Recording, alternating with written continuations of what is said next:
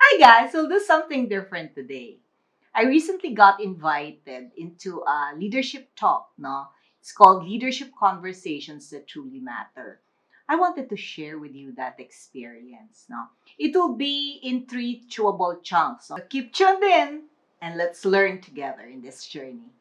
With our episode today entitled Leadership Conversations That Truly Matter, we will cover three important and life changing aspects about conversations that create positive dent on people. First, it is about leadership, lessons learned. Second, we will talk about leaders as coaches. And finally, leadership in changing times.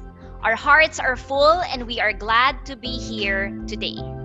I'm JV Wong from People Ignite, and I am happy to be moderating for you on this 19th episode for ILS or the Ignition Learning Series. It has been a great blessing that since the pandemic, we are able to conduct and run 19 learning sessions. And more than ever, my dear friends, now that we have basically virtualized our interactions due to the pandemic, it is timely for us leaders to step back, for us to reflect and ask ourselves, how am I conversing with others? Am I a source of positivity? Or am I becoming a stress point for people?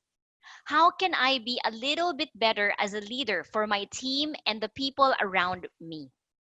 My dear friends, these are some questions you and I can think about as we listen and learn from a lady coach whose personal and professional life has become an epitome of a transforming butterfly, always seeking to transcend and become a better person, a better leader. So, kilalanin po natin siya sa umagang ito. Who is Tina Shoson? Well, I met Tina when People Ignite had a project for Globe Young Leaders. And for a span of 4 years, I personally had the experience of being coached and mentored by her. As our client, Tina would take time to co design programs with us that were fitting for leaders. She would spend time guiding us by imparting her wisdom and experiences in the aspects of learning and development. Through the years, I've been blessed by Tina's friendship and partnership. On to her career journey.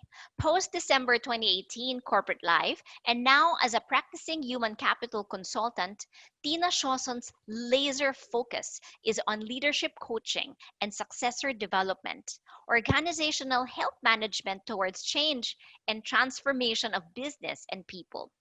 Tina was a former vice president for human resources from the country's leading telecommunications company. This role choice shaped a big part of Tina's accountability in business performance amidst HR origin. Prior to this role, Tina was the head of leadership and talent management charged with succession management, key talent development, and annual leaders conference. In Tina's early career, she was head of strategic consulting services, focusing on major sales, customer centered selling, and outdoor based leadership and team development.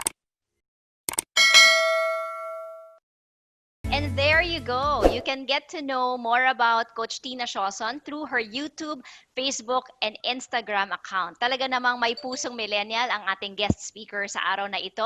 Ask Tina Sioson. Thank you. Thank you also for having me, JV. My dear friends, let's really enjoy our hour and a half together as we learn not just about fundamentals of leadership, but primarily, all right, and significantly, creating conversations that matter. Without any more delay, I am so excited to bring forth Coach Tina Shoson. Thank you. Thank you, JV. And thank you, everyone, for finding time for this hour or an hour and a half to co-learn with me and with JV with regards to leadership conversations that truly matter. I know there's a lot of literature out there when it comes to leadership, so I will not provide you any uh, format nor any framework at this time. What I will provide you a little later is really more my own lessons learned, my own journey as a leader. No? And since this is leadership conversation, my only plea is just one. Let's make this interactive. While there's chat component, there is a feedback component of Zoom. Please allow me to be interactive with you, because really this is not only your learning session. I also learn as I do talks like this. No, if we would look at the at the next one, you would see there my own purpose in life. No, I empower leaders and people who have chosen to help themselves. That's very important to me. Who have made that particular decision to, I'd like to help myself. I'd like to be better. So they can be active contributors to the growth and transformation of individuals, teams, organization, and the nation. To make this an elevator talk, my vision is to build better leaders for the next generation to come. No longer for me, but for my children and my children's children. And that is very important. That's the reason why I'm really spending time, connecting with leaders such as yourselves, because you are influencers in your own respective organization.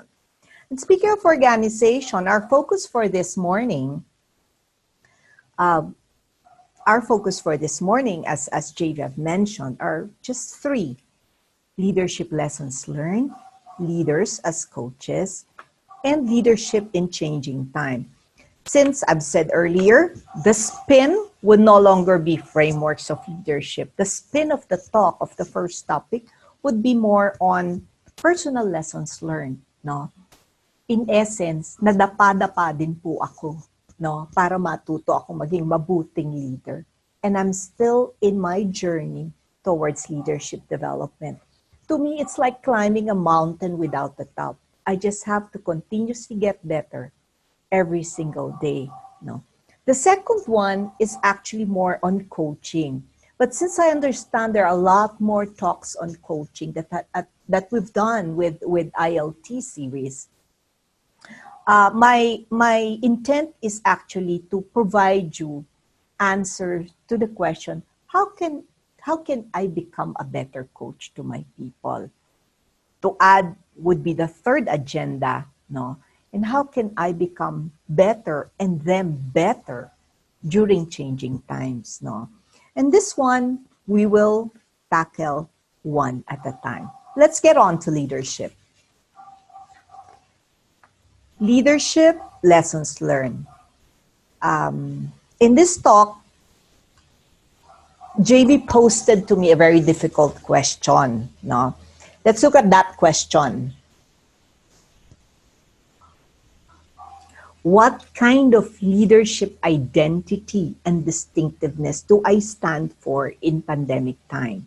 Quite frankly, the first thing that occurred in my mind is, as a leader, will there be any difference if it is a business as usual and business unusual, such as this time? Quite frankly, that came into my mind, no? Will my identity as a leader, will my distinctiveness as a leader differ just because the situation differed? Let's look at that, no? There are some nuggets of learnings that I wanted to share with this group. The first one is actually my lessons learned in agility. Agility, not perfection. So I called it that way. What do I mean?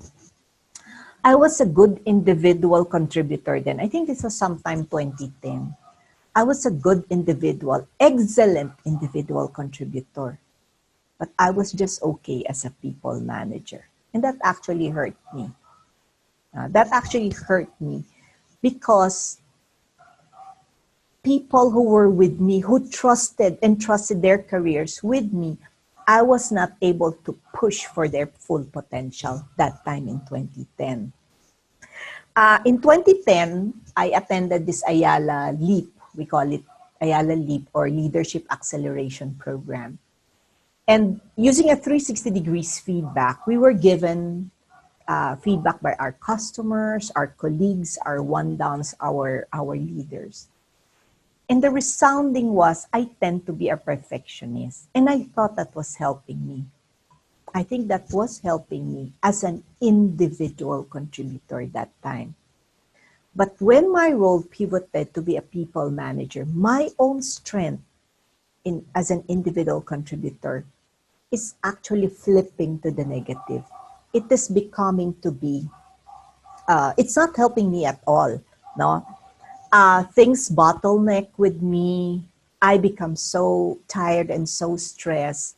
More so, and this is what really pains me that time, was the people who were with me, no, are not becoming to be good people, no, not becoming to be excellent contributors. In fact, I think the trade-off was I was not getting the creme de la creme coming from the organization.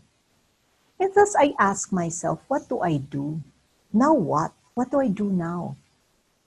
I pivoted my role. I pivoted my passion for perfection into passion to developing others, no, to developing my own people.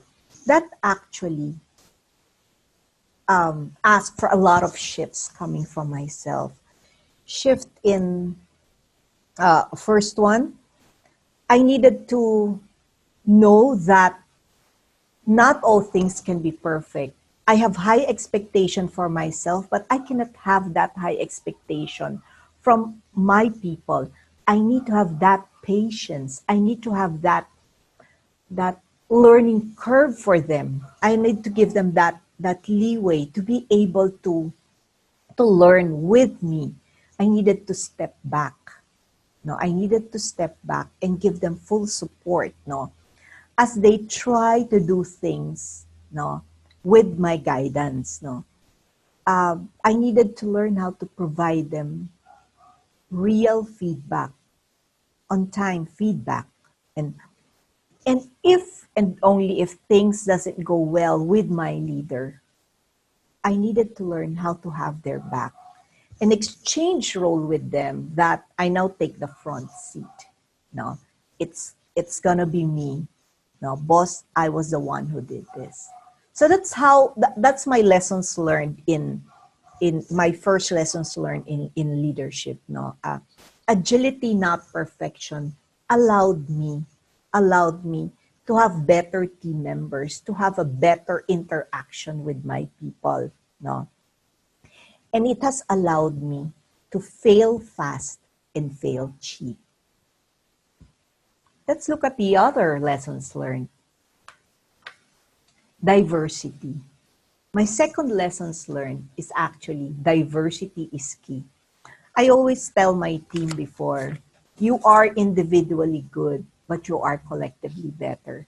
As I formed the team that time, I noticed that I was forming a homogeneous team, meaning um, all of them has certain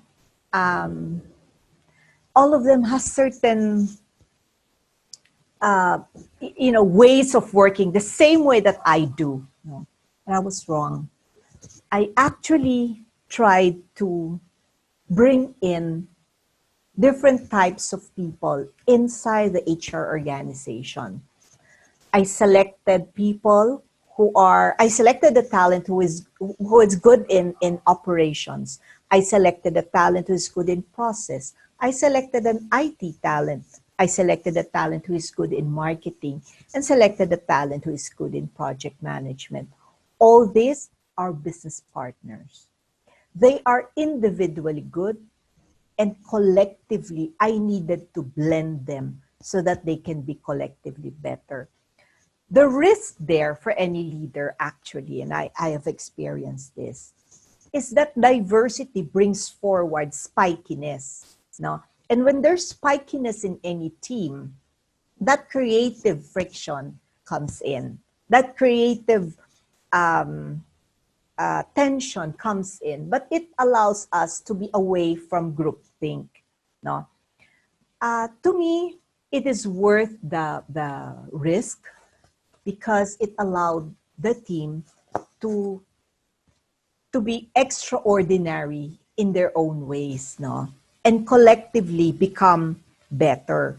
Now, combined with agility as something inside a person, plus the diversity inside a team, the result is actually an even better team. No, in fact, I am very proud.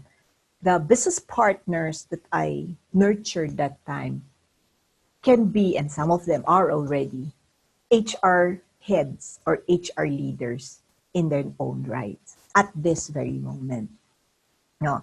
So it's a pool of HR leaders that we're unable to develop because of this diversity. No. Third, lessons learned, taking risks on talent. This one is close to my heart. As a leader, I always align with my direct report, the CHRO, when it comes to selecting key talents. No, before I finally decide, there was a key talent, an internal applicant who is not a first choice of my leader, but I actually stood for a talent who was not a first choice. Because I see something in that particular talent. Thus, what happened then was I stood, I got good feedback, no? But at the same time, what I did differently is I tried to involve the talent. Now, some of us will not involve the talent that this is how you're being perceived, simply because we don't want the talent to be disillusioned in terms of their hopes, no, for being good leaders or good talents in the organization. But that time, I tried to involve the talent that this is what we're working on. You know, are you game? And the talent was a game in that particular. So I involved the talent. It will be, and what happened then was so beautiful because as we move into 2015, 2018, that particular talent became a trusted advisor, a high performer and a trusted advisor of the CHRO, with or without me. So to me, taking risks with talents is so important, no? And as long as we know what we want, then it would be easy for us to really guide key talents in the organization. My lesson here is sometimes as leaders, we have to do the hard right than the easy wrong. No? And standing for that decision to take on that talent was the hard right for me. No?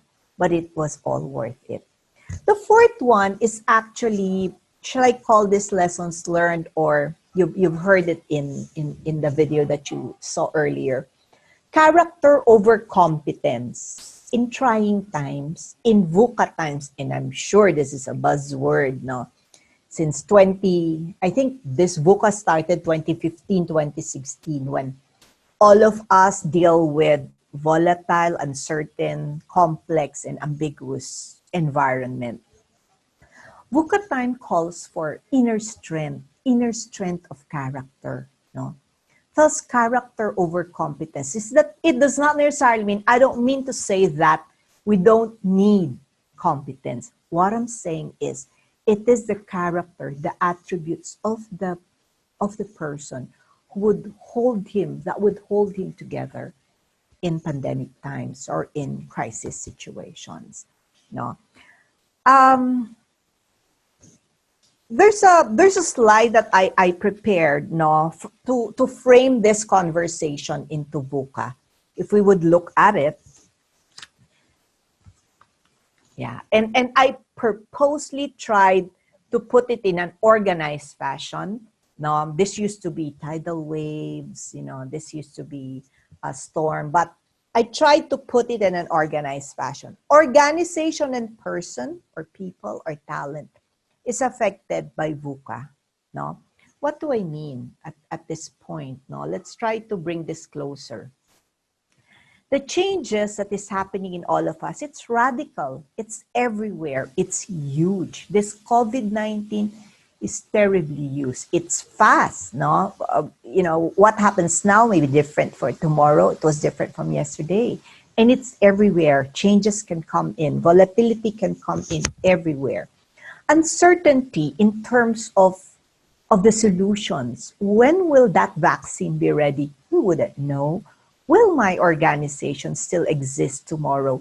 We wouldn't know at this point. Will I form part of the rationalization in this organization sooner rather than later? We wouldn't know.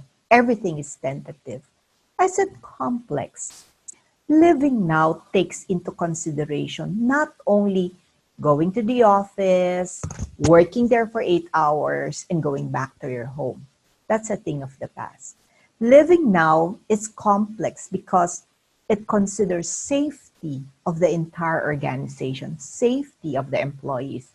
It considers your family welfare.